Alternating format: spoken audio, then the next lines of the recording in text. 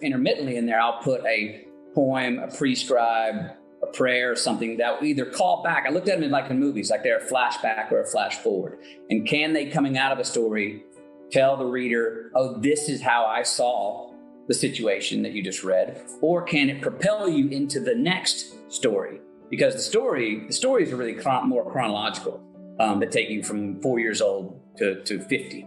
And I didn't have as many of the stories in there. And so the next year and a half was going, okay, I've got these stories. My editors, I would tell them, she was like, oh, geez, you got to put that in there. And that's when it became, again, I was hesitant about the word memoir. I don't have a great relationship with the word memoir. The word memoir always seems like, good night, everybody. I'm heading off into the twilight of my career, the sun's setting, have a look. And I was like, I don't want any, because I need these stories to be active, because they are still active. And so I'm telling them, as long as they had a vitality that they felt active, which they felt like they were. And then I had that thing that is so obvious when you say it, but it didn't feel obvious to me at the time, which was the more personal I got, the more I started to notice that it was probably more relatable.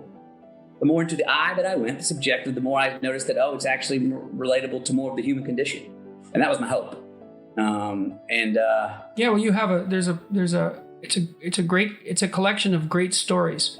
And part of the good fortune of your life is to have had those experiences that transform themselves into compelling stories without, without undue editing. The African story, for example, the dream story, that was quite remarkable.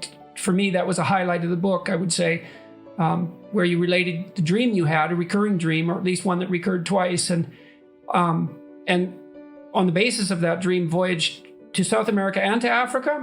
I hope I've got that right.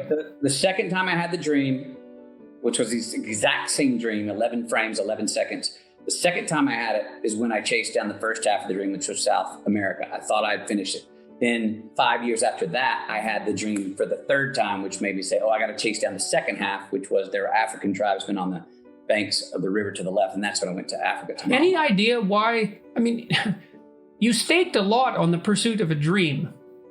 And I mean, maybe we could say that's the motif of your book, that you staked a lot on the pursuit of a dream, but it's much more concrete in that episode. You had an actual dream, a literal nighttime dream that recurred.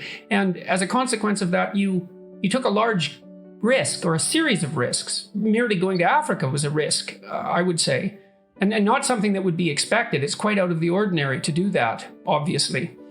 Well, I've had dreams that are similar to each other, but it's the only dream I've ever had that one was so specifically, I mean, it was exact. When I say 11 frames, I mean like film frames, picture, 1, 2, 3, for 11 seconds, the exact same frames, exact same editing sequence in my mind, 11 seconds, that ended in such a, I don't know if ironic's the right word, it was the elements of a nightmare, but it was the opposite of a nightmare. It was a wet dream.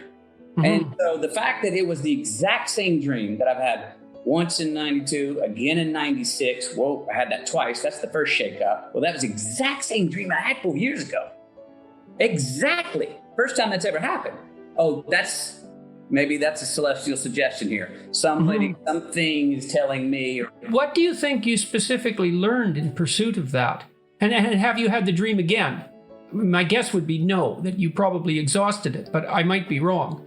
No, I have not. To this point, it seems that I fulfilled the dream in the trip to Africa, which was the two elements in the dream. One was the Amazon River, one were African tribes. Those are the two geographic elements that I knew that were crystal clear in the dream. So that's why I went to South America. That's why I went mine. I have not had it again. I mean, I'll say this. I'm always looking for a good reason to go for a walkabout. So I found a really good reason, a concrete reason there. And why were they wet dreams? There was nothing overtly sexual about them. There was, so they were, spiritual in that way is how I took them. Now in Mali, I can say, and I've been back to Mali. I went back to Mali, as I write about in the book, 5 years later after I fulfilled the dream. Not because I had the dream again, just because Mali, I've never felt more at home in a place than Mali. Now you're in certain places, you're like, I've been here before. The gravity here is right. I've been here before. Whether it's another life, I don't know. But Mali was where I felt this is home. This was the original home. I've been here. And so that's when we went back. So that's my favorite place to go. And I've been back and did the exact same trip I did when I chased down the second half of the dream. And you shed your identity to a great degree when you went to Africa. Yeah. And so that may enable you to exist in a way that would be much unlike the manner in which you have to exist where people know where you are or who you are. What do you think that did for you? Like the dream, you took this dream quest, let's say, and you paid a price for it. The risk would be the price. Mm-hmm. What was the consequence of allowing yourself to do that? That it was one, that it was on me, that it was my doing. I could own it at a time of becoming famous. You go through, at least I did, and still do at times, go through, wait a minute, what's mine? What am I getting based off of my worth as the man I am, as the person I am? Forget my fame. And it becomes challenging. I want to know, what is it's real? What is it not? How many of those I love yous are meant, or how many of them were just following because I just had a big box office hit? And wait a minute, the person that I've had dinner with their kids and spent Christmases with, who have shared I love yous and hugs, then now I have 2 movies that didn't do well and that person won't return my call. Wait a minute. What all matters? What do I want to do? What are we doing here? So, if you have a reputation that has a life of its own, it becomes very difficult to distinguish between yourself and that reputation. Sure. And that's one of the pitfalls of fame. And lots of times you see people sacrifice themselves to their reputation. You see celebrities becoming impersonators of themselves. Yes. And it's a tragic fate, I would say. And well, that's when you go, who's wagging who? I've never wanted my fame to wag me. I mean, like, no. I understand I got famous because of who, to whatever extent, because of who I am. And what did I do? I could see in the book that you were snapping yourself out of your fame, even while you were doing things like the motorhome adventures, because you were living a life that certainly wasn't what I expected to read, that you would voluntarily abandon what so many people value as like the pinnacle of cultural achievement, say at the popular level, and shed all that and set out like any person who doesn't have that. Right.